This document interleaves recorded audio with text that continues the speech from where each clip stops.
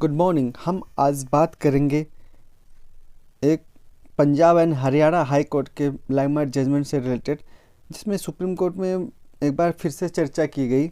उसके बारे में हम बात करेंगे। जैसे होता क्या है, जो Punjab and Haryana high court होता है नाबालिग लड़की को शादी करने की अनुमति दे देता है। तो उसके बारे में सुप्रीम कोर्ट कहता है देखिए इसको जो ये Punjab and Haryana high court का क्या कहते हैं, हाई कोर्ट ने नाबालिग मुस्लिम लड़की को शादी करने का मतलब क्या जो परमिशन अनुमति दे दी है ना, उसे एक मिसाल के तौर पे ना समझे।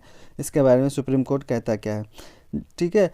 एक केस है, मतलब सुप्रीम कोर्ट में एक केस है जावेद बनाम हरियाणा राज मतलब दोबारा फाइल हुआ था, चूँकि वो हाई कोर्ट में पंजाब हाई कोर्ट में एक बार फाइल हो चुका था। दोबारा जब सुप्रीम कोर्ट में फाइल होता है तो उसमें होता क्या है उसके बारे में चर्चा करेंगे। तो वीडियो पे बने रहिएगा, कहीं मत जाइएगा।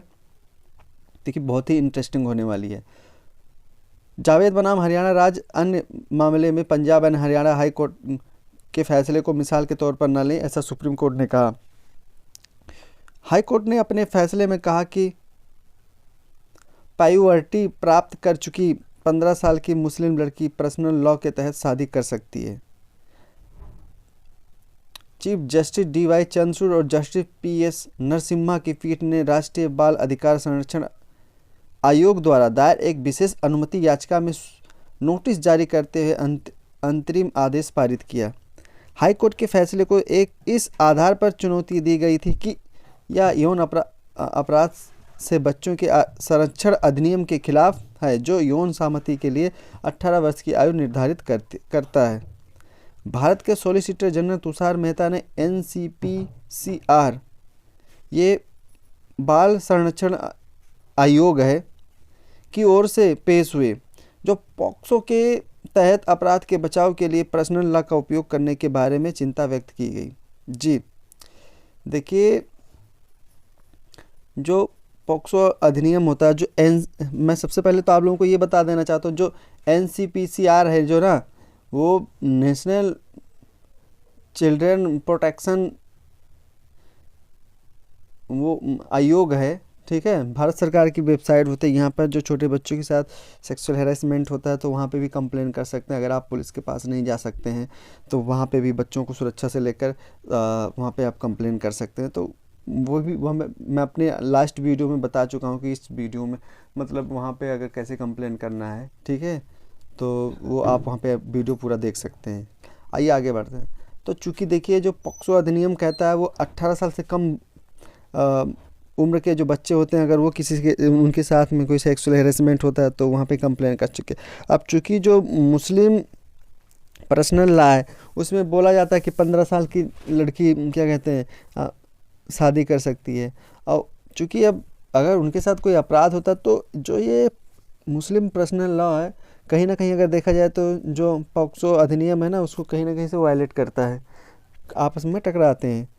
चलिए आगे बढ़ते हैं। भारत का, जैसे कि आप लोगों को मैं बता चुका हूँ, जो भारत के सॉलिसिटर जनरल तुषार मेहता ने, ठीक है, वो NCPCR की तरफ से पेश होते हैं। पॉक्सो के तहत अपराध के बचाव के लिए पर्सनल लॉ का उपयोग करने के लिए बारे में चिंता व्यक्त करते हैं। सॉलिसिटर ने कहा कि देखिए 14, 15, 16 साल की लड़कियों की शादी हो रही है, क्या पर्सनल लॉ इसका बचाव कर सकता है? क्या आप अपराध के लिए कस्टम या पर्सनल लॉ की पैरवी कर सकते हैं? केंद्र के कानूनी अधिकार ने कहा कि देखिए हम इस सवाल पर हैं कि क्या विवाह मौजूदा आपराधिक कानून और पॉक्सो अधिनियम के समान वैध होगा। Chief justice of India Chandrachud ने इस मामले में नोटिस जारी करने और उच्च न्यायालय के अन्य निर्णयों के खिलाफ NCPCR द्वारा दायर पहले की इसी तरह की याचिका के साथ इसे टैग करने पर सहमत हुए।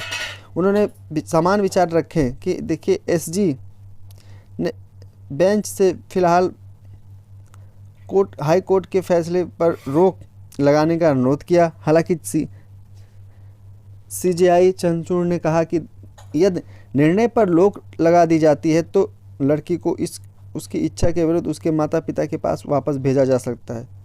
उसके माता पिता चाहते थे कि वह अपने मामा से शादी करे। आगे हम कानून के सवाल पर फैसला करने के नोटिस जारी करेंगे और कहेंगे कि फैसले को मिसाल के तौर पर इस्तेमाल नहीं किया जा सकता है। CJI ने कहा कि देखिए SG द्वारा इंगित किए जाने के बाद कि कई मामलों में उच्च न्यायालय द्वारा ऐसे आदेश पारित किए जा रहे हैं। बेंच के कानून के सवाल को निपटाने के लिए एनसीपीसीआर की याचिका में नोटिस जारी करते हुए आदेश में कहा कि देखिए, आगे के आदेश लंबित होने पर विवादित फैसले को मिसाल के तौर पर नहीं माना जाएगा। कोर्ट ने देखा कि सीनियर एडवोकेट राजशेखर राव को एनसीपीसीआर द्वारा इसी मुद्दे पर एनसीपीसीआर बनाम गुलाम दीन पर दायर पिछली याचिका में एमिकस क्यूरी के रूप में नियुक्त किया गया था। पीठ ने उन्हें तत्काल मामले में इजाज़त देने के लिए कहा। राव ने पीठ को सूचित किया कि उन्होंने एक लिखित निवेदन दायर किया है।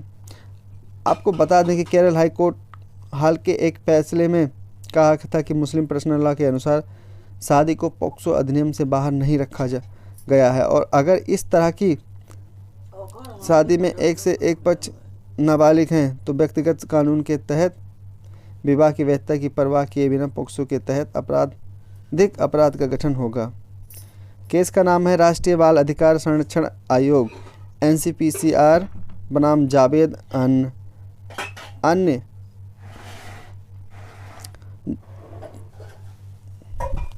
ये आशा करता हूँ आप लोग समझ गए होंगे। और ये आपका देखिए, कहीं ना कहीं से अगर देखा जाए तो जो मुस्लिम पर्सनल लॉ है वो पॉक्सो अधिनियम को कहीं ना कहीं से वायलेट करता है, और ये चीज़ें आपस में टकराती रहती हैं। ऐसे कई सारे ऐसे जजमेंट हैं जिसमें एक दूसरे को वायलेट करती हैं।